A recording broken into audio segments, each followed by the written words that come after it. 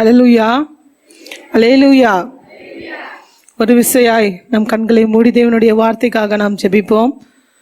தகப்பனே, இந்த அருமையான வேலைக்காய் நன்றி ஆண்டவரே. சர்வ வல்லமுள்ளவரே, அடியனை மறைத்து நீங்கள் வெளிப்படும்படியாய் ஜெபிக்கிறேன் ஆண்டவரே.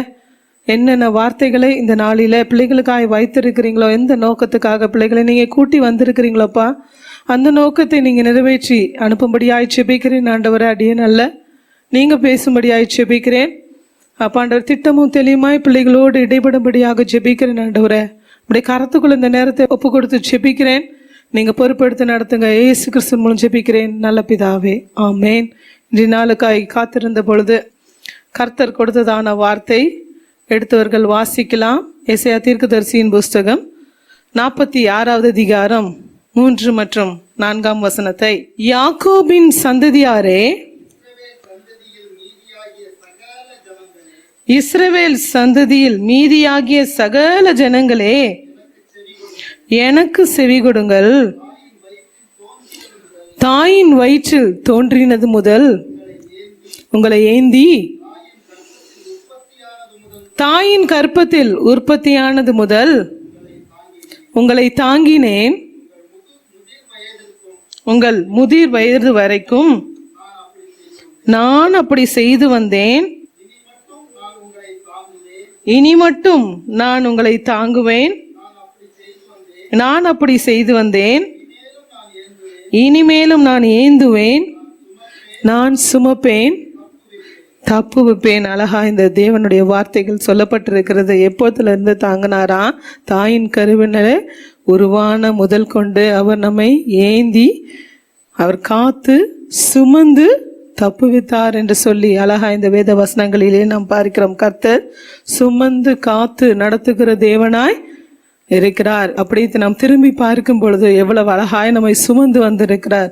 கர்த்தர் அழகாய் சுமந்து வந்திருக்கிறாரு. ஒவ்வொரு நாளும் அவர் நம்மை சுமந்து வந்திருக்கிறாரு. எத்தனை போராட்டங்கள் வந்த போதிலும், எத்தனை காரியங்கள் தடைகளாய் வந்த போதிலும், எத்தனை பலவீனங்கள் வந்த போதிலும், எத்தனை சூழ்நிலைகள் எதிர்மறையாய் வந்த போதிலும் கர்த்தர் நம்மை சுமந்து காத்து நடத்தி வந்தாரு. இதற்காக நாம் எப்பொழுதுமே நன்றியுள்ளவர்களாக இருக்க கடமைப்பட்டிருக்கிறோம். நம்முடைய வாழ்க்கையை நாம் திரும்பி பார்க்க போகிறோம். இதில் போட்டிருக்கிறது, தாயின் கற்பத்தில் உருவான முதல் நமக்கு எத்தனை வயசு ஆகுதோ அத்தனை வயது வரைக்கும் நம்மை அழகா ஏந்தி சுமந்து காத்திருக்கிறார், தப்ப பண்ணியிருக்கிறார். நீங்களும் நானும் விசேஷித்தவர்கள். அவர் நம்மை சூஸ் பண்ணி இருக்கிறார், யூனிக்காய் செலக்ட் பண்ணி இருக்கிறார். எத்தனை கோடி ஜனங்கள் என்று இருக்கிறாங்க இல்லையா? கர்த்தர் நம்மை தேர்ந்தெடுத்திருக்கிறாரு, உங்களை தேர்ந்தெடுத்திருக்கிறாரு. நிச்சயமாகவே நாம் விசேஷித்தவர்கள். எப்பொழுதுமே நாம் அவருக்கு நன்றி சொல்ல கடமைப்பட்டிருக்கணும். அவர் நம்மை சுமந்திருக்கிறாரு. நாம் பின்வருகிற வசனங்களிலே நாம் பார்க்கும் பொழுது வாசிக்கலாமே 7ஆம் வசனத்தை. அதை தோளின் மேல் எடுத்து அதை சுமந்து அதை அதன் ஸ்தானத்திலே வைக்கிறார்கள். அங்கே அது நிற்கும், தன் இடத்தை விட்டு அசையாது. ஒருவன் அதை நோக்கி கூப்பிட்டால் அது மறு உத்தரவு கொடுக்கிறதும் இல்லை, அவன் இக்கட்டை நீக்கி அவனை ரட்சிக்கிறதும் இல்லை. முந்தின வசனம் எவ்வாறாக சொல்லுகிறது வாசிக்கலாமே. பையிலே இருக்கிற பொன்னை கொட்டி வெள்ளியை தராசில நிறுத்தி தட்டானுடைய கூலி பொருத்தி கொள்ளுகிறார்கள். அவன் ஒரு தெய்வத்தை உண்டாக்குகிறான், அதை வணங்கி பணிந்து கொள்ளுகிறார்கள். பாருங்க, அவங்க வணங்கி பணிந்து கொள்ள ஒரு தெய்வத்தை உண்டாக்குறாங்க. அவங்க அதை தோளின் மேல் சுமக்கிறாங்கன்னு சொல்லி, அந்நிய தெய்வத்தை தோளின் மேல் சுமந்து நடக்கிறாங்கன்னு சொல்லிட்டு நாம் பார்க்கிறோம். ஆனால் அது நம்ம பேசினாலும் கேட்காது, நோக்கி கூப்பிட்டாலும் அது மறு உத்தரவு கொடுக்கிறதில்லை என்று சொல்லி இந்த வேத வசனங்களிலே நாம் பார்க்கிறோம். அவன் இக்கட்டில் நீக்கி அவனை ரட்சிக்கிறதும் இல்லை. அப்படிப்பட்ட ஒரு தெய்வத்தை அவங்க தோளின் மேல சுமக்கிறாங்க. ஆனா நம்முடைய தேவன் இக்கட்டில் நாம் அவரை நோக்கி பார்க்கும் பொழுது அவர் நம்முடைய சத்தத்துக்கு பதில் கொடுக்கிறவராகவே இருக்கிறாரு. எத்தனை காலகட்டங்கள், எத்தனை நம்மை சுமந்து இருக்கிறார். நாம் சுமக்கல, அவர் நம்மை சுமந்து காத்து ஏந்தி அழகாய் நடத்தி கொண்டே இருக்கிறாரு. இதற்கு நாம் எத்தனை கோடி நன்றிகளை செலுத்தினாலும் அது நிச்சயமாகவே போதவே போதாது. நாம் நிலைத்து நிற்பது அவருடைய சுத்த கிருபை. அவர் கிருபை இல்லைன்னா நாம் இன்று நாளில் நிலைத்து நிற்போமா என்பதே ஒரு கேள்விக்குறிதான். தொண்டை எவ்வளோ பிரச்சனை, கர்த்தர் இன்று நாளில் நிற்க வைத்திருக்கிறாரா? நிச்சயமாகி அது தேவனுடைய கிருபை தான். பேசும்பொழுது பார்த்தீங்கன்னா சுத்தமாகவே தொண்டை வரவே இல்லை. ஆனாலும் கர்த்தர் உங்களோடு இன்று நாளிலே பேசிக்கொண்டே இருக்கிறார். இது அவருடைய கிருபை தான். உண்மையாகவே அவருடைய வழிநடத்துதலை நாம் பார்க்க முடிகிறது. அழகாய் நம்ம நடத்தி கொண்டிருக்க சகலத்தையும் புதிதாய் மாற்றுவேன் என்று சொல்லியிருந்த தேவன் அழகாய் சகல காரியங்களை பல காரியங்களிலே நமக்கு புதிதாக்குதலை செய்து கொண்டே இருக்கிறாரு. யோசித்து பாருங்க. கிடைக்காத காரியங்களை நினைத்து புலம்புவதினால எந்த பிரயோஜனமும் இல்லை. செய்த காரியங்கள் கர்த்தர் எவ்வளவு மகத்தான காரியங்களை நமக்கு செய்திருக்கிறாரு.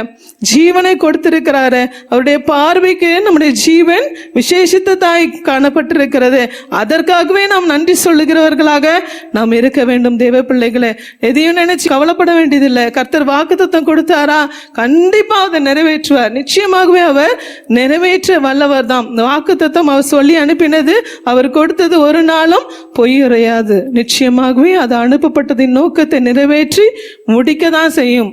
நாம் இன்னும் கிட்ட வந்து இன்னும் க்ளோசராய் வந்து அவரை பிடித்து கொள்ளும் பொழுது கர்த்தர் எல்லாவற்றையும் செய்து முடிக்க அவர் வல்லவராக இருக்கிறார். நம்மை சுமந்து காத்து நடத்த வல்லவராக இருக்கிற நம்முடைய தேவன் அவ்வளோ நல்ல தேவனை நாம் பெற்றிருக்கிறோம். நாம் விசேஷித்தவர்கள். உண்மையாகவே எப்பொழுதுமே நாம் அவரை மறவாதபடி நாம் நினைத்து அதுக்கு நன்றி செலுத்துகிற பிள்ளைகளா. எத்தனை காலகட்டங்கள் தனிமையா இருந்த சூழ்நிலை உண்டுதான். எத்தனை கண்ணீர் உண்டு, எத்தனை போராட்டங்கள் உண்டு, எத்தனை தோல்விகள், எத்தனை இழப்புகள், எல்லாவற்றிலும் அழகாய் கடந்து வர கர்த்தர் கிருபை தந்திருக்கிறாரு. இம்மட்டுமா ஏந்தி சுமந்து தப்பு வைத்த தேவன் இனியுமாய் அப்படியா நியூ இயர்லயும் கர்த்தர் அப்படியாய் நம்ம நடத்த வல்லவராக இருக்கிறோம். தேவன் செய்த மகத்தான காரியங்களை நினைத்து நினைத்து எப்பொழுதும் தேவன் சுமந்து வந்த பாதைகளை ஒவ்வொன்றும் நினைத்து நினைத்து நினைத்து நாம் நன்றி சொல்ல கடமைப்பட்டிருக்கிறோம். தேவ பிள்ளைகளை, அவ்வளவு காரியம் நம்முடைய வாழ்க்கையில கத்து செய்து கொண்டே இருக்கிறார். யாரும் எனக்கு கர்த்தர் எதுவுமே செய்யல, எந்த ஆசீர்வாதம், எந்த பிளஸிங்கோ, எந்த காரியம் எனக்கு செய்யலன்னு சொல்லவே முடியாது. கர்த்தர் மகத்தான காரியங்களை ஒவ்வொருவருடைய வாழ்க்கையிலும் செய்து கொண்டே இருக்க. ஜீவனோடு இருப்பது உண்மையாகவே அது சுத்த கிருபை. எத்தனையோ பேர் இந்த நாளை காணாம மண்ணுக்குள் மறைந்திருக்கலாமே. தேவன் நமக்கு ஜீவனையும் பலனையும் சுகத்தையும் கொடுத்து இந்த நாளிலே நிற்க வைத்திருக்கிறாரு. அது பெரிய பாக்கியம், பெரிய ஸ்லாக்கியம். நாம் அவருடைய பிள்ளை, அதுவே பெரிய ஸ்லாக்கியம். நம்ம செலக்ட் பண்ணியிருக்கிறார். எத்தனை கோடி ஜனங்கள் இருக்கிறவர்கள் மத்தியில நம்மை செலக்ட் பண்ணியிருக்கிறாரு, உங்களை செலக்ட் பண்ணியிருக்கிறாரு. பெரிய பரிசுத்தவான்களா பரிசுத்தவாட்டியான்னு பார்க்கும் பொழுது நிச்சயமாகவே இல்லையே. ஆனாலும் தம் பிள்ளையாய் மாற்றி நடத்தி கொண்டே இருக்கிறாரு, சுமந்து நடத்தி கொண்டே இருக்கிறாரு, தப்ப பண்ண கொண்டே இருக்கிறாரு. அதை நினைத்து நன்றி சொல்ல கடமைப்பட்ட. எத்தனை தோல்விகளோடு எத்தனை பிள்ளைங்க இருக்கிறாங்க. ஆனாலும் அந்த தோல்வியிலும் கடந்து வர கர்த்தர் ஒரு வேயை காட்டி இருக்கிறாரு, ஒரு வழியை காட்டி நடத்தி கொண்டே இருக்கிறாரு. எதற்காக இதெல்லாம் செய்தார் என்று சொல்லி நாம் பார்க்கும் பொழுது வாசிக்கலாமே. யோவான் சுவிசேஷம் 19வது அதிகாரம் 17ஆம் வசனத்தை. நாம் சுமக்க வேண்டியதுதான், ஆனா அவர் நம்மை சுமந்து கொண்டு நமக்காக பல காரியங்களை சுமந்தார் என்று சொல்லி பார்க்கிறோம். வாசிக்கலாமே. அவர் தம்முடைய சிலுவையை சுமந்து கொண்டு எபிரேயு பாஷையிலே கொல்கதா என்று சொல்லப்பட்ட கபாலாஸ்தலம் என்கிற இடத்திலே புறப்பட்டு போன. பாருங்க, அவர் நம்முடைய சிலுவையை சுமந்து கொண்ட நமக்காக தான் அவர் சிலுவையை சுமந்தார் என்று சொல்லி நாம் பார்க்கணும். அவர் நமக்காகவே சிலுவை சுமந்தாரு. அவர் சிலுவை சுமக்க வேண்டும் என்ற அவசியமே இல்லையே. நமக்காகவே, நம்முடைய பாவங்களுக்காக, நம்முடைய மீறுதல்களுக்காக, நம்முடைய காரியங்களுக்காகவே அவர் சிலுவையில பலியானார். எவ்வளவு அன்புள்ள தேவன் நாம் பெற்றிருக்கிறோம். விசேஷித்தவர்களாய் நாம் இருக்கிறோம். ஏசாயா தீர்க்கதரிசியின் புஸ்தகம் 53வது அதிகாரம் 4ஆம் வசனம் இவ்வாறாக சொல்லுகிறது. வாசிக்கலாமே. மெய்யாகவே அவர் நம்முடைய பாடுகளை ஏற்றுக்கொண்டு நம்முடைய துக்கங்களை சுமந்தார். நாமோ அவர் தேவனால் அடிபட்டு வாதிக்கப்பட்டு சிறுமைப்பட்டவர் என்று எண்ணினோம். மெய்யாகவே அவர் நம்முடைய பாடுகளை ஏற்றுக்கொள்ள, நாம் பாடுகளை ஏற்றுக்கொள்ள வேண்டும். ஆனால் நமக்காக நம்மை சுமந்து கொண்டு நம்முடைய தேவன் என்ன செய்கிறாரு? நமக்காக நம்முடைய துக்கங்களை அவர் சுமந்தார் என்று சொல்லி இந்த வேத வசனம் சொல்லுகிறது. இதே 53வது ஏசாயா தீர்க்கதரிசியின் புஸ்தகம் 11வது அதிகாரம் இவ்வாறாக சொல்லுகிறது. வாசிக்கலாமே. அவர் தமது ஆத்தும வருத்தத்தின் பலனை கண்டு திருப்தியாவார். என் தாசனாகிய நீதிபரர் தம்மை பற்றும் அறிவினால் அநேகரை நீதிமான்கள் ஆக்குவார். அவர்களுடைய அக்கிரமங்களை தாமே சுமந்து, நம்மை சுமந்து கொண்ட தேவன் நாம் சுமக்க வேண்டிய அக்கிரமங்களுக்காக அவர் நம்மை சுமந்து கொண்ட அவர் அக்கிரமங்களை தாமே சுமந்தார் என்று சொல்லி இந்த வேத வசனம் சொல்லுகிறது. 12வது வசனத்தை வாசிக்கலாமே. அவர் தம்முடைய ஆத்துமாவை மரணத்தில் ஊற்றி அக்கிரமக்காரரில் ஒருவராக எண்ணப்பட்டு அநேகருடைய பாவத்தை தாமே சுமந்து அக்கிரமக்காரர்களுக்காக வேண்டிக் கொண்டது நிமித்தம் அநேகரை அவருக்கு பங்காக கொடுப்பேன், பலவான்களை அவர் தமக்கு கொள்ளையாக பங்கிட்டுக் கொள்வார். அவர் பாவத்தை சுமந்தார். நாம் சுமக்க வேண்டியது எல்லாமே அக்கிரமம், நாம் சுமக்க வேண்டியது துக்கம், நாம் சுமக்க வேண்டியது பாவம், நாம் சுமக்க நம்மாலதான். அவர் சுமந்தாரே, நம்மை சுமந்து கொண்டு அழகாய் அவர் எல்லாவற்றையும் சுமந்து நம்மை தப்பா பண்ணியிருக்கிறாரு. அந்த அருமையான தெய்வத்தை நாம் பெற்றிருக்கிறோம். எவ்வளவு பாக்கியவதி, எவ்வளவு பாக்கியவான் நாம். உண்மையாகவே அதை நினைத்து நினைத்து நாம் நன்றி சொல்ல கடமைப்பட்டிருக்கிறோம். தேவ பிள்ளைகளே, உண்மையாகவே நன்றி சொல்ல வேண்டும் முழு இருதயத்தோடு. இதுவரைக்கும் நாம் பாடின பாட்டை போல, தாவீது சொன்ன வார்த்தையில் போல இதுவரைக்கும் நம்மை நடத்தி வந்ததற்கு நாம் எம்மாத்திரம், நம்முடைய குடும்பம் எம்மாத்திரம், எம்மட்டும் நம்ம சுமந்து வந்திருக்கிறாரு. அதுக்கெல்லாம் நாம் எம்மாத்திரம், வீடு எம்மாத்திரம் என்று யோசித்து பார்க்கும் பொழுது நிச்சயமாகவே அதற்கு நாம் தகுதியா என்று யோசித்து பார்க்கும் பொழுது இல்லவே இல்லை. அதுக்கு எவ்வளோ தகுதியே கிடையாது. ஆனாலும் தேவன் நம்மை தகுதிப்படுத்தி நடத்தி அழகாய் அவருடைய பிள்ளையாய் மாற்றி அழகாய் நம்மை ஈச் அண்ட் எவ்ரி ஸ்டெப் நம்ம எடுத்து வைக்கிற ஒவ்வொரு ஸ்டெப்லையும் அழகாய் நம்மை சுமந்து காத்து தப்புவித்து நடத்தி கொண்டே இருக்கிறாரு. நன்றி சொல்ல நாம் கடமைப்பட்டிருக்கிறோம். நம்முடைய அக்கிரமங்களுக்காக, நம்முடைய பாவங்களுக்காக அவர் அடிக்கப்பட்டார், அவர் காயப்பட்டார், அவர் முள்முடி சூட்டப்பட்டார், நிந்திக்கப்பட்டார். அவை சொற்கள் அவருக்கு இருந்ததே. அவர் சிலுவையை சுமந்தார். எல்லாமே நமக்காக, நம்மை சுமந்து கொண்டு நாம் பட வேண்டிய பாடு, நாம் பட வேண்டிய துக்கம், நாம் பட வேண்டிய எல்லா காரியத்தையும் அவர் நமக்காகவே பட்டாரே. எல்லாமே நமக்காக தான், எல்லாமே உங்களுக்காக தான். அதை உணர்ந்தவர்களாக அந்த அன்பு நினைத்து நினைத்து எப்பொழுதுமே நன்றி சொல்ல நாம் கடமைப்பட்டிருக்கிறோம். வேத வசனம் எவ்வாறாக சொல்லுகிறது, எதற்காக அவர் சுமந்தார் என்று நாம் பார்க்கும் பொழுது 1 பேதுருவின் புஸ்தகம் 2வது அதிகாரம் 24ஆம் வசனம் இவ்வாறாக சொல்லுகிறது. வாசிக்கலாமே. நாம் பாவங்களுக்கு செத்து நீதிக்கு பிழைத்திருக்கும்படிக்கு அவர் தாமே தமது சரீரத்திலே நம்முடைய பாவங்களை சிலுவையின் மேல் சுமந்தார். அவருடைய தழும்புகளால் குணமானீர்கள். நாம் பிழைத்திருக்கும்படியாக, நாம் பாவங்களுக்கு செத்து நீதிக்கு பிழைத்திருக்கும்படியாக அவர் தமது சரீரத்திலே நம்முடைய பாவங்களை சிலுவையின் மேலே சுமந்தார். நாம் பிழைத்திருக்கணும், அப்படி தழும்புகளால் நாம் குணமானோன்றதுக்காக, நாம் பிளஸ்டாய் மாற்றப்படணும், நாம் ஆசீர்வதிக்கப்படணும், நாம் பிழைத்திருக்கணும் என்பதற்காக அவர் அந்த பாடுகள் எல்லாம் பட்டார் என்று சொல்லி இந்த வேத வசனங்களிலே நாம் பார்க்கிறோம். இன்னுமாய் கலாத்தியரின் புஸ்தகம் 3ஆம் அதிகாரம் 13வது வசனம் இவ்வாறாக சொல்லுகிறது. மரத்திலே தூக்கப்பட்ட எவனும் சபிக்கப்பட்டவன் என்று எழுதியிருக்கிறபடி கிறிஸ்து நமக்காக சாபமாகி நியாய பிரமாணத்தின் சாபத்திற்கு நம்மை நீங்களாக்கி மீட்டு கொண்டார். ஆபிரகாமுக்கு உண்டான ஆசீர்வாதம் கிறிஸ்து இயேசுவினால் புறஜாதிகளுக்கு வரும்படியாகவும் ஆவியை குறித்து சொல்லப்பட்ட வாக்குத்தத்தத்தை நாம் விசுவாசத்தினால பெரும்படியாகவும் இப்படி ஆயிற்று. நமக்காக அவர் சாபமானார், நமக்காக சாபமாகி நியாய பிரமாணத்தின் சாபத்திற்கு நம்மை நீங்களாக்கி மீட்டு கொண்டார் என்று சொல்லி நாம் பார்க்கிறோம். நாம் விசுவாசிக்கும்படியாக நமக்காக அவர் சாபமானார். நம்மை சுமந்து கொண்டு அவர் எல்லாவற்றையும், எல்லா பாடு, எல்லா பிரச்சனை எல்லாவற்றையும், எல்லா பாவம் சாபம் எல்லாவற்றையும் அவர் சுமந்தார் சிலுவையில் என்று சொல்லி நாம் பார்க்கிறோம். நமக்காகவே வந்தவர், நமக்காகவே வந்தவர், நமக்காக எல்லா பாடுகளையும் பட்டவர். அவர் பெர்ஃபெக்ட், ஆனால் இம்பர்ஃபெக்டா இருக்கிற நமக்காக அவர் பாடுபட்டாரு. அவர் நம்மை சுமந்து காத்து தப்பு பண்ணும்படியாக, நாம் பிழைக்கும்படியாக அவர் பாடுபட்டிருக்கிறார், அவர் சாபமாய் மாறி இருக்கிறாரு, தொங்கப்பட்டிருக்கிறாரு, அடிக்கப்பட்டிருக்கிறாரு, நொறுக்கப்பட்டிருக்கிறாரு, காரி துப்பப்பட்டிருக்கிறார். அந்த அன்புக்கு ஈடு இணை எதுவுமே இல்லை. எப்பொழுதுமே நாம் நன்றியுள்ளவர்களாக இருக்கணும். நம்மை தேர்ந்தெடுத்திருக்கிறார், நம்மை சுமந்திருக்கிறார், நம்மை காத்திருக்கிறார். யாருக்குமே கிடைக்காத ஆசீர்வாதங்கள் நமக்கு கர்த்தர் கொடுத்து நடத்தி கொண்டே இருக்கிறாரு. அதற்காக நாம் எப்பொழுதுமே நன்றியுள்ளவர்களாகவே இருக்கணும். எப்பொழுதுமே நாம் நன்றி சொல்லுகிறவர்களாகவே இருக்கணும். கிடைக்காத நினைத்து எனக்கு இது கிடைக்கல, அது கிடைக்கல, நான் இவ்வளவா இருக்கிறேன், இப்படியா இருக்கிறேனே, இது கிடைக்கலே என்று சொல்லி சோர்ந்து போகாதபடி, யோசித்து புலம்பாதபடி கர்த்தர் செய்த காரியங்களை நினைத்து எப்பொழுதுமே நன்றி சொல்லுகிறவர்களாகவே நாம் காணப்பட வேண்டும். அதுதான் கர்த்தர் எதிர்பார்க்கிற ஒரு காரியம். எப்பொழுதுமே என் பிள்ளை என்னோட இருக்கணும், எப்பொழுதுமே என் பிள்ளை என்னோட பேசிக்கொண்டே இருக்கணும். இது கர்த்தர் விருப்பப்படுகிற காரியம். எல்லாம் கிடைத்த பிறகு எப்படி இருக்கிறீர்கள் யோசித்து பார்க்க போகிறோம். இந்த நாளில கர்த்தர் செய்த காரியங்கள் நினைத்து சந்தோஷப்பட்டு நன்றி சொல்லுகிறவர்களாக இருக்கிறீர்களா?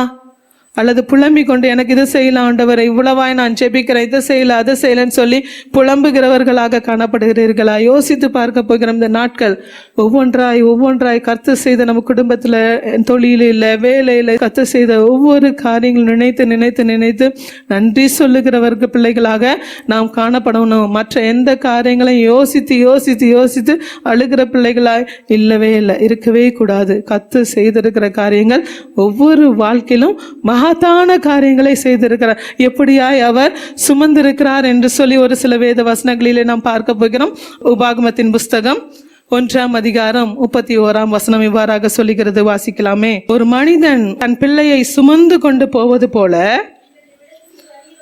நீங்கள் இவ்விடத்தில் வருகிற வரைக்கும் நடந்து வந்த வழிகள் எல்லாவற்றிலும் உங்கள் தேவனாகிய கர்த்தர் உங்களை சுமந்து கொண்டு வந்ததை கண்டீர்களே. நம்ம வர்ஷிப்ல நாம் கேட்டோம். அதேதான் இஸ்ரவேல் ஜனங்களை எவ்வளவு அழகாய் ஒரு மனிதன் தன் பிள்ளையை சுமந்து கொண்டு போவது போல நீங்கள் இவ்விடத்திற்கு வருகிற வரைக்கும் நடந்து வந்த வழிகள் எல்லாவற்றிலும் உங்கள் தேவனாகிய கர்த்தர் உங்களை சுமந்து கொண்டு வந்ததை கண்டீர்களே. ஒரு தகப்பன் தன் பிள்ளை எப்படியாக சுமந்து கொண்டு செல்வாரோ அப்படியாய் அழகாய் ஆண்டவர் நடத்தி இருக்கிறாரே என்று சொல்லி மோசே அவர்கள் இஸ்ரவேல் ஜனங்களை பார்த்து சொன்னதான வார்த்தைகள் காணப்படுகிறது. ஒரு மனிதன் எப்படியாய் தன் பிள்ளையை தோளின் மேல் சுமந்து எப்படியாய் சுமந்து கொண்டு அழகாய் நடத்தி செல்வாரோ தூக்கி செல்வாரோ அப்படியாய் தேவன் அழகாய் நடத்தி இருக்கிறாரு. அது எப்பொழுதுமே நினைச்சு கொள்ளுங்கன்னு சொல்லி இஸ்ரவேல் ஜனங்களை பார்த்து சொல்லுகிற வார்த்தைகளாய் காணப்படுகிறது. இஸ்ரவேல் ஜனங்கள் எவ்வளவு அடிமைத்தனங்களில சிக்கியிருந்தாங்க, எவ்வளவு போராட்டங்களில இருந்தாங்க. எல்லாவற்றையும் கர்த்தர் மீட்டு கொண்டு அழகாய் சுமந்து கர்த்தர் நடத்தி வந்தாரு. அதை எப்பொழுதுமே நினைவில் வைத்து கொள்ளுங்கள். ஒரு தகப்பன் சுமந்து சொல்வது போல சுமக்கிற தேவனா இருக்கிறார். அந்த பிள்ளைகளை, அந்த ஜனங்களை, தம்முடைய ஜனங்களை எவ்வளவு அழகாய் நடத்தினார். அந்த வனாந்தரத்துல ஒண்ணுமே கிடையாது, 40 ஆண்டுகள் அழகாய் நடத்தி இருக்கிறார். எந்த வேலையும் இல்லை, எதுவும் இல்லை, ஆனாலும் அழகாய் கர்த்தர் நடத்தினாரு. போஷித்தார், தண்ணீர் தேவைப்படும் பொழுது தண்ணீர் கொடுத்தார். ட்ரெஸ் பழுதாகலன்னு பார்க்கிறோம், செப்பல் பழுதாகலன்னு பார்க்கிறோம். எல்லாவற்றையும் என்னென்ன தேவையோ எல்லாவற்றையும் கர்த்தர் அழகாய் கொடுத்து தி பெஸ்ட் சாப்பாடு அவங்களுக்கு கிடைச்சது. எல்லாமே தி பெஸ்ட்டாக தான் கர்த்தர் செய்தார். ஆனால் சில வேளைகளில் தேவனுடைய ஜனங்கள் தான் முறுமுறுத்தாங்க. அநேக வேளையில் தேவனுடைய ஜனங்கள் இது திருப்தி ஆகாதபடி முறுமுறுக்கிற காரியங்கள் தான் பார்க்கிறோம். தேவன் தி பெஸ்ட்டாய் தான் கொடுக்க வேண்டும் என்று விருப்பப்படுகிற தேவனாக இருக்கிறார்.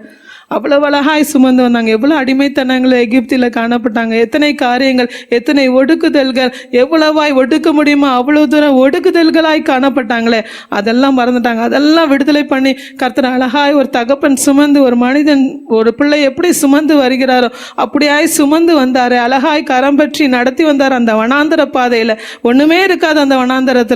அந்த வனாந்தர பாதையில அழகாய் மன்னாவை கொடுத்தார், போஷித்தார், தண்ணீர் கொடுத்தார், தேவைப்படும் போது தண்ணீர் கொடுத்தார், எல்லாமே கொடுத்தாரு, அழகாய் நடத்தி இருந்தாரு.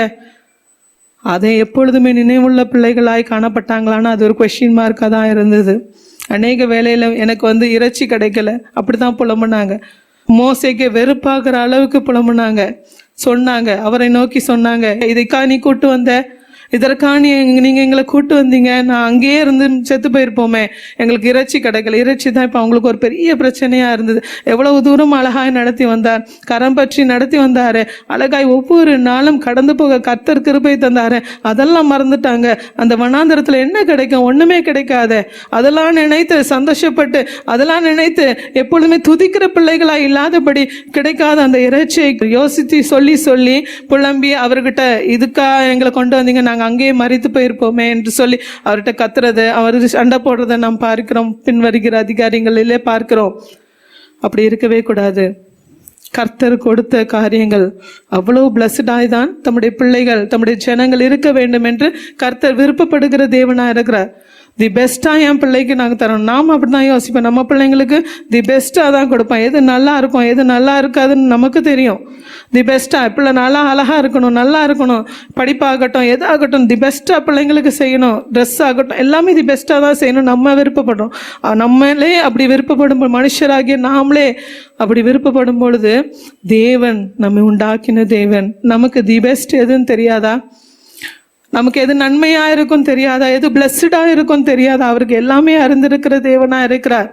சில வேளையில் கிடைக்காதது நினைத்து இது இருந்திருந்தால் நல்லா இருந்திருக்குமோ, இப்படி செய்திருந்தால் நல்லா இருந்திருக்குமோ, இப்படி கிடைத்திருந்தால் நல்லா இருந்திருக்குமோ, இதை படித்திருந்தால் நல்லா இருந்திருக்குமோ, இந்த வேலையில் நான் இருந்திருந்தால் நல்லா இருந்திருக்குமோ, சில வேளையில் இந்த பார்ட்னர் இப்படி யோசித்தா நல்லா இருந்திருக்குமோ, இந்த பார்ட்னர் கிடைச்சா நல்லா இருந்திருக்குமோ. இல்லவே இல்லை. தி பெஸ்ட் கர்த்தர் கொடுக்க வல்லவராக இருக்கிறார். எப்பொழுதுமே தி பெஸ்ட். உங்களுக்கு எது நல்லதுன்னு அவருக்கு தெரியும். எனக்கு எது நன்மையான காரியம் என்று அவருக்கு நன்றாகவே தெரிந்தவராக இருக்கிறார். அதை தான் கொடுத்து நடத்துவார். அதை நினைத்து எப்பொழுதுமே ஸ்தோத்திரம் செல்லுகிற பிள்ளைகளாய் காண கொடுத்திருக்க வேலைக்காக ஸ்தோத்திரம் கொடுத்திருக்க எத்தனையோ பேர் வேலை இல்லாமல் இருக்கிறாங்களே. கர்த்தர் எனக்கு நீங்கள் இந்த வேலையை கொடுத்துருக்குறீங்க, கர்த்தர் நீங்கள் எனக்கு இந்த படிப்பை கொடுத்துருக்குறீங்களே, கர்த்தர் இந்த பார்ட்னர் எனக்கு கொடுத்துருக்கு, தி பெஸ்ட். கர்த்தர் நமக்கு கொடுத்துருக்கிறது தி பெஸ்ட். அதை நினைத்து எப்பொழுதுமே ஸ்தோத்திரம் சொல்லுகிற பிள்ளைகளா, இப்படி ஒரு பேரண்ட்ஸ், இப்படி ஒரு பிள்ளைகள், கர்த்தர் எனக்கு கொடுத்துருக்கிறீரே தி பெஸ்ட் தான் நமக்கு கொடுப்பார்.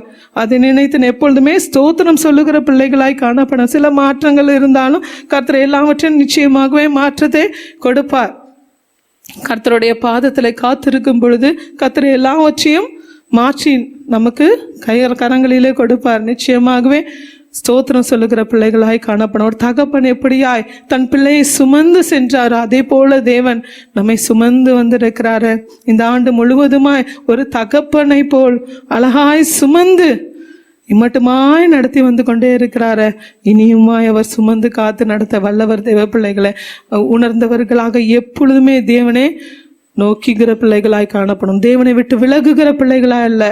தேவன் கொடுத்த காரியங்கள், கொடுத்த ஆசீர்வாதங்கள், கொடுத்த எல்லாவற்றையும் நினைத்து ஸ்தோத்திரம் சொல்லுகிற பிள்ளைகளாய் காணப்படணும். நன்றி சொல்லு ஆண்டவரே, நீங்கள் செய்த காரியங்களுக்காய் நன்றி ஆண்டவரே, நன்றின்னு சொல்லி எப்பொழுதுமே நன்றி சொல்லுகிற பிள்ளைகளாய் நீங்களும் நானும் இருக்கும் பொழுது நிச்சயமாகவே கர்த்தர் இன்னும் சுமந்து செல்ல அவர் வல்லவராக இருக்கிறார். இன்னொரு வேத வசனம் இவ்வாறாக சொல்லுகிறது, வாசிக்கலாமே.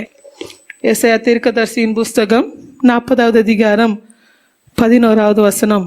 தகப்பனை போல சுமந்து காத்த தேவன். அடுத்ததாக நாம் பார்க்க போகிறோம் ஏசாயா 40:11. மெய்ப்பனை போல தமது மந்தையை மேய்ப்பார், ஆட்டுக்குட்டிகளை தமது புயத்தினால் சேர்த்து தமது மடியிலே சுமந்து கரவலாடுகளை அவர் மெதுவாய் நடத்துவார் என்று சொல்லப்பட்டிருக்கிற இந்த வேத. ஒரு மெய்ப்பனை போல, ஒரு மெய்ப்பன் தன் மந்தையை எப்படி மேய்ப்பார்களோ அப்படியாய் அவர் மடியிலே ஆட்டுக்குட்டிகளை தமது புயத்தினால் சேர்த்து தமது மடியிலே சுமந்து கரவலாடுகளை மெதுவாய் நடத்துவார். அவர் நம்ம எப்படி நடத்த வேண்டும் என்று அவருக்கு நன்றாய் தெரியும். மெய்ப்பன் எப்படியாய் தன்னுடைய மந்தையை மேய்த்து காத்து நடத்துவாரோ அப்படியாய் அவர் நம்மை மடியிலே வைத்து சுமந்து அவர் நடத்த வல்லவராக இருக்கார். மெய்ப்பன் என்று சொல்லும் ஒரு அதிகாரம் எல்லாருக்கும் நினைவுக்கு வருகிற ஒரு அதிகாரம் சொல்லலாமா? சங்கீதம் 23 வாசிக்கலாமா? கர்த்தரின் மேய்ப்பராக இருக்கிறார், நான் தாழ்ச்சி அடையேன். அவர் என்னை புல்லுள்ள இடங்களிலே மேய்த்து அமர்ந்த தண்ணீர்கள் அண்டையிலே என்னை கொண்டு போய் விடுகிறார். அவர் என் ஆத்துமாவை தேற்றி தம்முடைய நாமத்தின் நிமித்தம் என்னை நீதியின் பாதையிலே நடத்துகிறார். நான் மரண இருளின் பள்ளத்தாக்கிலே நடந்தாலும் பொல்லாப்புக்கு பயப்படேன். தேவரீர் என்னோடே கூட இருக்கிறீர். உமது கோலும் உமது தடியும் என்னை தேற்றும். என் சத்துருக்களுக்கு முன்பாக நீர் எனக்கு ஒரு பந்தியை ஆயத்தப்படுத்தி என் தலையை எண்ணெயினாலே அபிஷேகம் பண்ணினீர். என் பாத்திரம் நிரம்பி வழிகிறது. என் ஜீவனுள்ள நாளெல்லாம் நன்மையும் கிருபையும் என்னை தொடரும். நான் கர்த்தருடைய வீட்டிலே நீடித்த நாட்களாய் நிலைத்திருப்பேன். கர்த்தர் நம்முடைய மெய்ப்பராய் இருக்கும் பொழுது கிடைக்கிற ஒவ்வொரு ஆசீர்வாதங்களும் இந்த வேத வசனங்களில் போடப்பட்டிருக்கிறது. அழகாய் நம்மை மெய்த்து காத்து தப்பு பண்ணி அவர் மடியிலே சுமந்து நடத்த வல்லவராக இருக்கிற மெய்ப்பன் எப்படியாய் தன்னுடைய ஆடுகளை எப்படியாய் நடத்துவாரோ, எப்படியாய் காத்து கொள்வாரோ, எப்படியாய் சுமந்து கொள்வாரோ, அப்படியாய் அவர் மடியிலே வைத்து சுமந்து செல்ல வல்லவராக இருக்கிறார். ஒரு மெய்ப்பனை போல மடியிலே சுமந்து செல்ல அவர் வல்லவராக இருக்கிறார். இம்மட்டுமாய் அப்படியாய் அழகாய் சுமந்து இருக்கிறாரு. தட்ட வேண்டிய இடத்துல தட்டி இருக்கிறாரு. எச்சரிப்பு கொடுக்க வேண்டிய இடத்துல எச்சரிப்பு சத்தத்தை கொடுத்திருக்கிறார். அந்த சத்தத்தை கீழ்ப்படியாமல் இருப்பது அவரவருடைய காரியம். கீழ்ப்படியாததுனால வருகிற ஆசீர்வாத குறைச்சல்கள் எல்லாம் அவங்கவுங்களுடைய காரியம். ஆனாலும் அவர் சொல்ல வேண்டியதை கரெக்டாய் சொல்லி கொண்டே தான் இருக்கிறார். எத்தனை பிள்ளைகளோடு பேசியிருக்கிறார். இது வேண்டான்னு சொல்லியும் செய்கிற பிள்ளைகள் அநேகர் இருக்கிறாங்க தான். இல்லை இது செய்யுங்கன்னும் போது உடனே செய்கிற பிள்ளைகளும் இருக்கிறாங்க. வார்த்தையை கேட்டு உடனே கீழ்ப்படிந்த பிள்ளைகளுக்கு அது பிளஸ்டாய் தான் காணப்பட்டது. இது செய்யாதீங்கன்னு சொல்லும்போது செய்கிற பிள்ளைகள் அதற்குரிய ஆசீர்வாத குறைச்சல்களை கண்டு கொண்டு தான் இருக்கிறாங்க. அவர் தட்ட வேண்டிய இடத்துல தட்டி கொண்டு அழகாய் தம்முடைய பிள்ளைகளை அழகாய் ஒரு மெய்ப்பனை போல அழகாய் நடத்தி கொண்டு சென்று கொண்டே இருக்கிறார். சுமந்து காத்து நடத்த வல்லவர் அவர். தன் மடியிலே சுமந்து அழகாய் நடத்த வல்லவர். இம்மட்டுமாய் அழகாய் நடத்தியிருக்கிறாரு. இனியுமாய் எப்படிதான் அவர் நடத்த வல்லவராக இருக்கிறார். ஒரு தகப்பனை போல் அவர் சுமந்து நடத்தியிருக்கிறாரு. ஒரு மெய்ப்பனை போல அழகாய் சுமந்து தட்ட வேண்டிய இடத்துல தட்டி அழகாய் வழி உண்டாக்கி கொடுத்து அழகாய் நடத்தியிருக்கிறாரு. அடுத்ததாக நாம் பார்க்கும் பொழுது யாத்ராகமத்தின் புஸ்தகம் 19வது அதிகாரம் 4ஆம் வசனம் இவ்வாறாக சொல்லுகிறது. வாசிக்கலாமே. நான் எகிப்தியருக்கு செய்ததையும் நான் உங்களை கழுகுகளுடைய செட்டைகளின் மேல் சுமந்து உங்களை எண்ணண்டையில் சேர்த்து கொண்டதையும் நீங்கள் கண்டிருக்கிறீர்கள். கர்த்தர் சொல்லுகிற வார்த்தைகள், நான் எகிப்தியருக்கு செய்ததையும் நான் உங்களை கழுகுகளுடைய செட்டைகளின் மேல் சுமந்து உங்களை என்னண்டைக்கு சேர்த்து கொண்டதையும் நீங்கள் கண்டிருக்கிறீர்கள். அவர் அண்டைக்கு சேர்ப்பதற்காக அழகாய் அவர் சுமந்து காத்து நடத்துகிற தேவனாய் இருக்கிறார். இன்னும் அதிகமாக விளக்கமாக மோசே அவர்கள் சொல்லுகிறாங்க. உபாகமத்தின் புஸ்தகம் 32வது அதிகாரம் 10ஆம் வசனம் இவ்வாறாக சொல்லுகிறது. பாலான நிலத்திலும்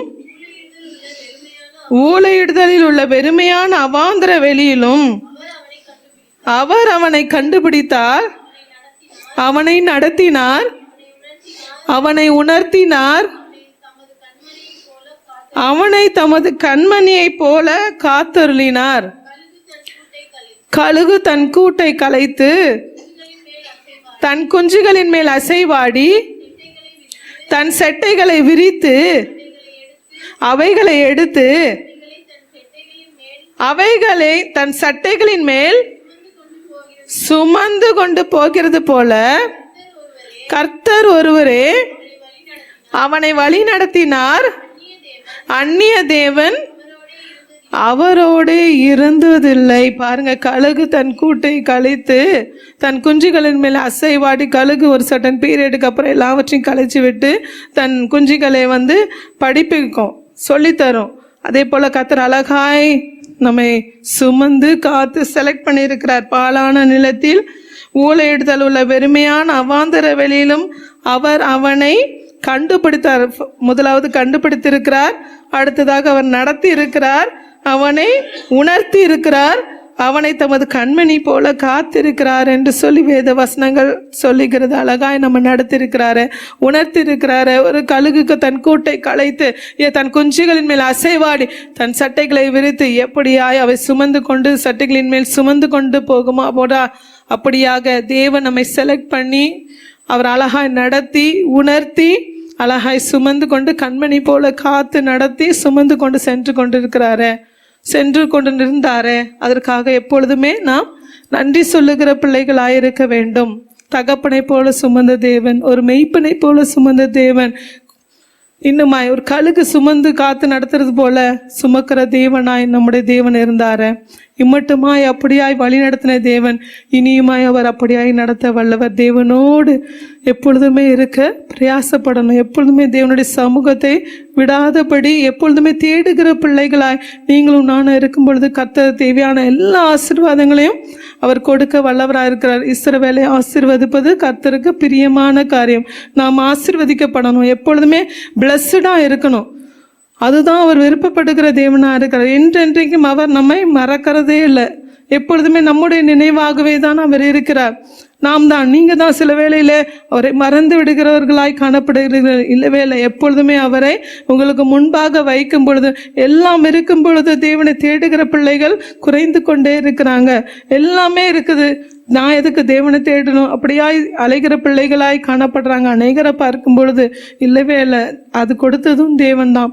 கர்த்தர் கொடுத்த ஆசீர்வாதங்கள் தான் மிகுதியாக இருக்கிறது. கர்த்தர் ஆசீர்வதிக்கலைன்னா இந்த நாளில் இந்த நிலைமைக்கு வந்திருப்போமா என்பதே ஒரு கேள்விக்குறிதான். கர்த்தர் ஆசீர்வதித்திருக்கிறார்.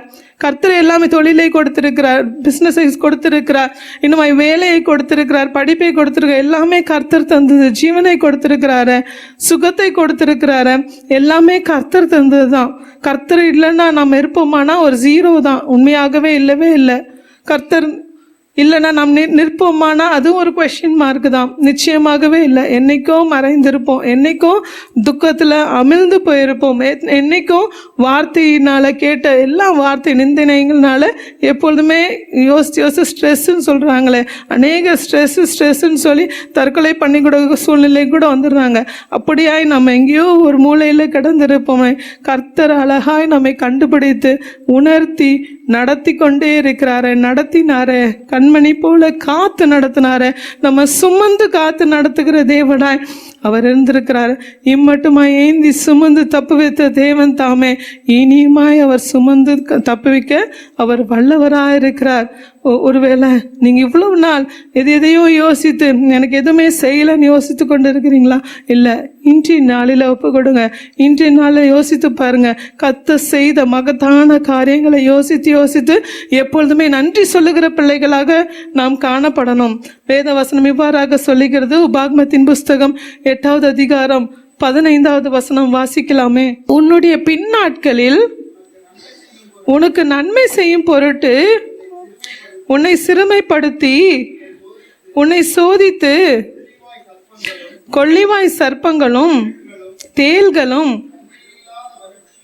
தண்ணீரில்லாத வறட்சியுமான பயங்கரமான பெரிய வனாந்திர வழியாய் உன்னை அழைத்து வந்தவரும் உனக்காக பாறையான கண்மலையிலிருந்து தண்ணீர் புறப்பட பண்ணினவரும்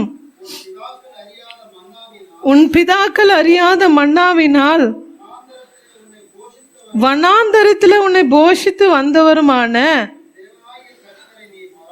உன் தேவனாகிய கர்த்தரை நீ மறவாமல் என் சாமர்த்தியமும் என் கைபலனும் இந்த ஐஸ்வர்யத்தை எனக்கு சம்பாதித்தது என்று நீ உன் இருதயத்தில் சொல்லிக் கொள்ளாமலும் இருக்க எச்சரிக்கையாய் இருந்து உன் தேவனாகிய கர்த்தரை நினைப்பாயாக. அவரே உன் பிதாக்களுக்கு ஆணையிட்டு கொடுத்த தம்முடைய உடன்படிக்கையை உறுதிப்படுத்தும்படி இந்நாளில் உனக்கு உண்டாயிருக்கிறது போல ஐஸ்வர்யத்தை சம்பாதிக்கிறதற்கான பலனை உனக்கு கொடுத்திருக்கிறார். உன் தேவனாகிய கர்த்தரை நீ மறந்து வேறே தேவர்களை பின்பற்றி அவர்களை சேவித்து அவர்களை பணிந்து கொள்வாயானால் நிச்சயமாய் அழிந்து போவீர்கள் என்று இன்று உங்களுக்கு சாட்சியாய் அறிவிக்கிறேன்.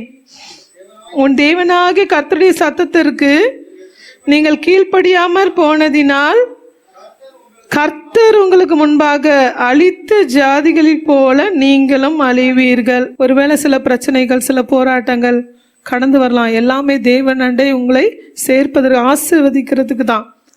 தேவனை விட்டுறாதீங்க. தேவனை மறவாதபடி எப்பொழுதுமே தேவனை உங்களுக்கு முன்பாக வைக்கும் பொழுது அவர் இம்மட்டமாய் சுமந்து காத்து நடத்தின தேவன் இனியுமாய் அப்படியாய் சுமந்து காத்து நடத்த வல்லவராக. என்னுடைய பெலன், என்னுடைய காரியம் அழகாய் நடத்தி வந்தார். எத்தனை பாதைகள் யோசித்து பாருங்க.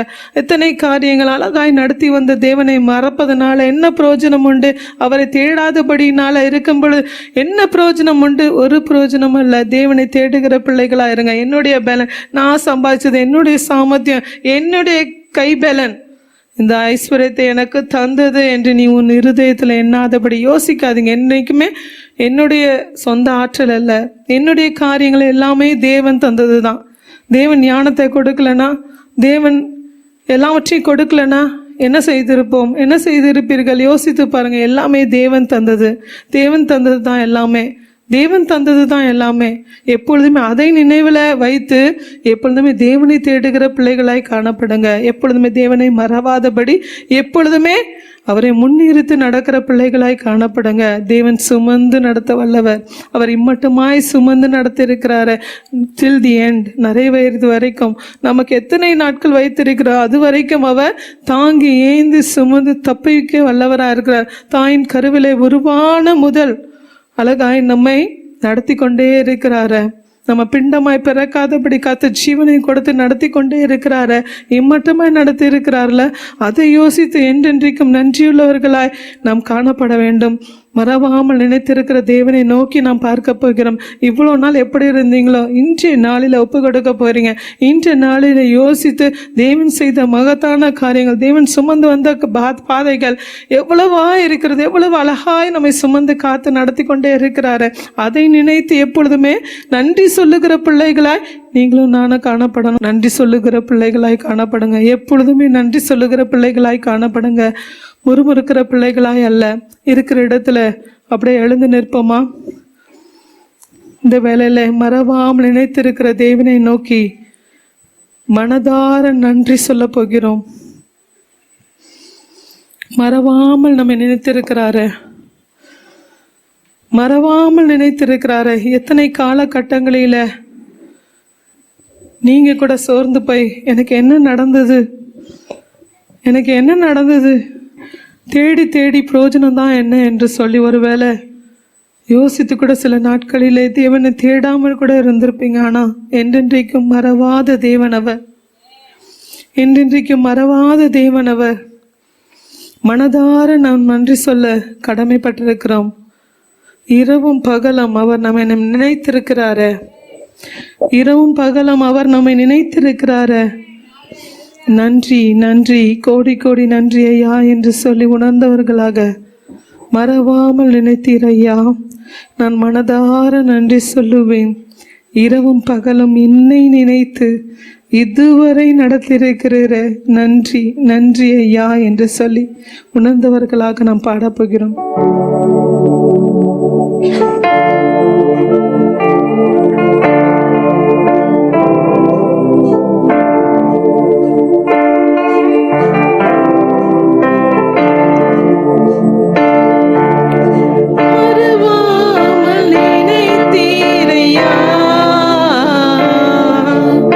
மனதார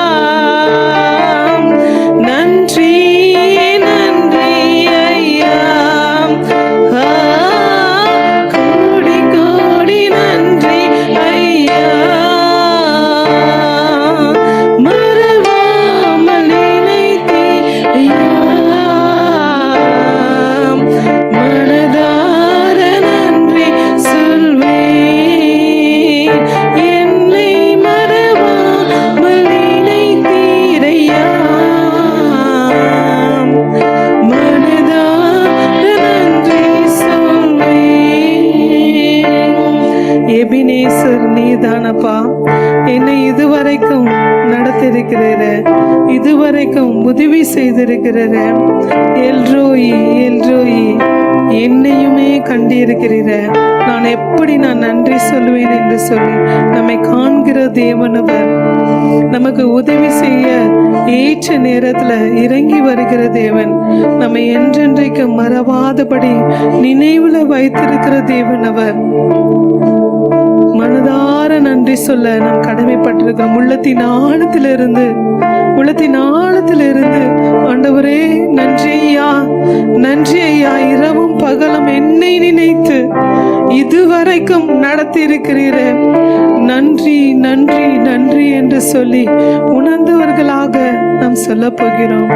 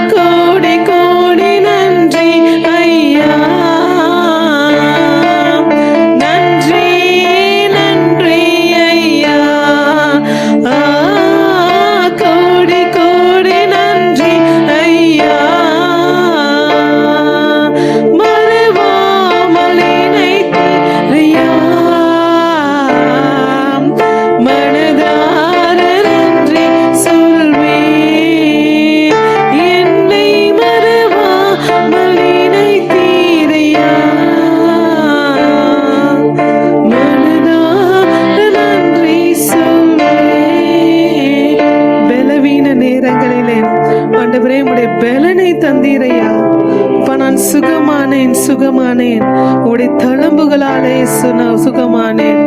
என்னுடைய குடும்ப வைத்தியர் நீர்தானப்பா என்று சொல்லி எத்தனை பலவீனமான நாட்கள் கடந்து வந்தது, எத்தனை சூழ்நிலைகளிலே சோர்வுகள் கடந்து வந்தது. அவருடைய தழும்புகளாலே நம்மை சுகமாக்கி இருக்கிறாரு.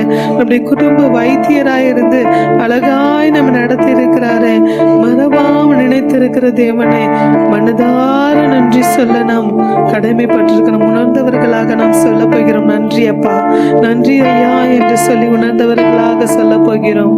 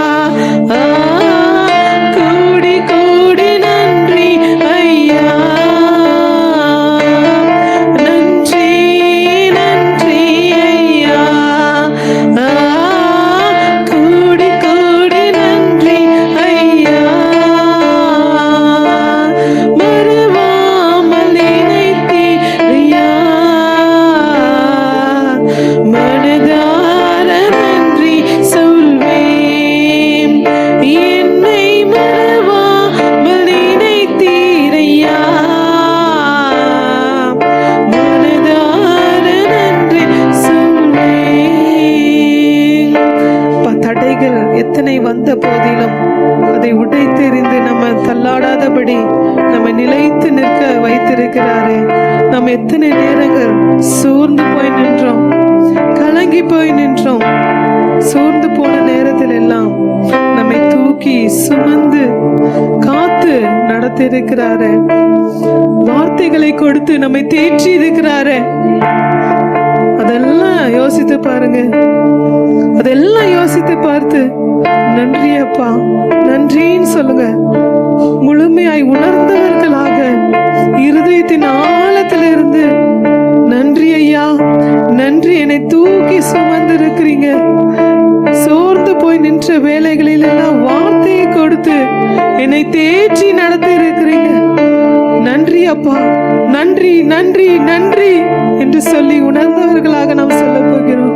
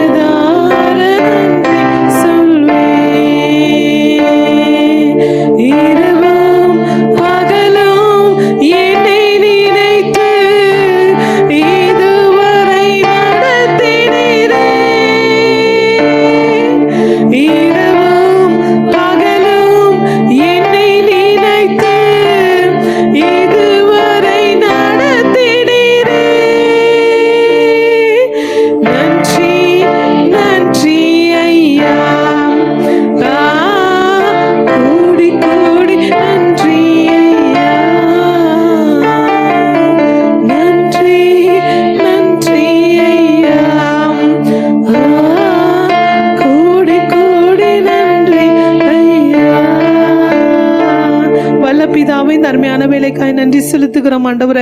இம்மட்டுமாய் சுமந்து காத்து நடத்தி வந்த தேவன், இனியுமாய் நீங்க காத்து தப்பு பண்ண போகிற தயவுக்காக நன்றி அப்பா. எங்களை சுமந்து நடத்தி இருக்கிறீங்க ஆண்டவரே. ஒரு தகப்பனை போல சுமந்து இருக்கிறீங்க, ஒரு மெய்ப்பனை போல சுமந்து இருக்கிறீங்க, ஒரு கழுகை போல சுமந்து இருக்கிறீங்க ஆண்டவரே. நன்றி செலுத்துகிறோம். உடைய சட்டைகளின் கீழே மறைத்து எங்களை பாதுகாத்து இம்மட்டுமாய் நடத்தி வந்த பாதைகளுக்காக நன்றி ராஜா, நன்றி ராஜா. எங்களுக்காக சாபமானி நாங்க பிழைக்கும்படியாய் ஆண்டவரே நீங்க சிலுவை சுமந்திருக்கிறீங்க, துக்கத்தை சுமந்திருக்கீங்க, சாபத்தை சுமந்திருக்கிறீங்க ஆண்டவரே. எல்லாமே எங்களுக்காக ஆண்டவரே நீங்க செய்து வருகிற மகத்தான காரியங்களுக்காக நன்றி அப்பா. உங்களுடைய அன்புக்காக நன்றி அப்பா. எங்கள் மீது நீங்க வைத்திருக்க அன்புக்காக நன்றி ஆண்டவரே. நன்றி செலுத்துகிறோம், நன்றி செலுத்துகிறோம், நன்றி செலுத்துகிறோம் ஆண்டவரே. எங்களை தேர்ந்தெடுத்திருக்கிறீங்க உம்முடைய பிள்ளையாக. நன்றி ராஜா, நன்றி ராஜா, நன்றி செலுத்துகிறோம் ஆண்டவரே. எத்தனை நன்மைகள் எங்களுடைய வாழ்வில் நீங்க செய்திருக்கிறீங்க அப்பா, செய்து கொண்டே இருக்கிறீங்க ஆண்டவரே. இனியுமாய் நீங்க செய்வீங்க ஆண்டவர். நன்றி செலுத்துகிறோம், நன்றி செலுத்துகிறோம் அப்பா. எப்பொழுதுமே நன்றி அறிதல் உள்ள பிள்ளைகளாய் காணப்பட என் தகப்பன் நீங்க எங்களுக்கு கிருபை பாராட்டும்படியாக செபிக்கிறோம் ஆண்டவரே. என்றென்றைக்கும் மறவாதபடி உம்மை என்றென்றைக்கும் நினைவில் வைக்கிற பிள்ளைகளாய் அப்பா, என்னுடைய ஆண்டவரே சாமர்த்தியம், என்னுடைய ஆற்றல், என்னுடைய ஞானம் என்று சொல்லாதபடி எல்லாமே உடைய சுத்த கிருபை என்று ஆண்டவரே உணர்ந்தவர்களாய் நாங்கள் செயல்பட, பிள்ளைகள் செயல்பட என் தகப்பன் நீங்க கிருபை பாராட்டுங்க ஆண்டவரே. அப்பா நீங்க சுமக்கிற தேவன் அப்பா. எங்களை பல வேளைகளிலே பல சூழ்நிலைகளிலே எங்களை சுமந்து வந்திருக்கிறீங்க ஆண்டவரே. இம்மட்டுமாய் சுமந்து வந்திருக்கிறீங்க இனியுமா நீங்க சுமப்பேன்னு சொல்லி இருக்கிறீங்க அப்பா. நன்றி செலுத்துக்கிறோம், நன்றி செலுத்துக்கிறோம் ஆண்டவரே. உம்முடைய கிருபை என்றென்றைக்கும் எங்களோடு இருக்கட்டும், பிள்ளைகளோடு இருக்கட்டும் அப்பா. எப்பொழுதுமே நாங்கள் நன்றி செலுத்துகிற பிள்ளைகளா காணப்பட கிருபையை தாங்க ஆண்டவரே. அப்பா முழுவதுமா இந்த நேரத்தை உடைய கரத்துல ஒப்பு கொடுத்து ஜெபிக்கிறேன். நீங்க பொறுப்படுத்த வழி நடத்துங்க. இயேசு கிறிஸ்து மூலம் ஜெபிக்கிறேன் நல்ல பிதாவே, ஆமென். இயேசு கிறிஸ்துவினுடைய கிருபை, பிதாவாகிய தேவனுடைய அன்பு, பரிசுத்த ஆவியானுடைய ஐக்கியம் இப்பொழுது சதா காலம் அனைவரோடு கூட நித்தியமாய் நிலைத்திருப்பதாக.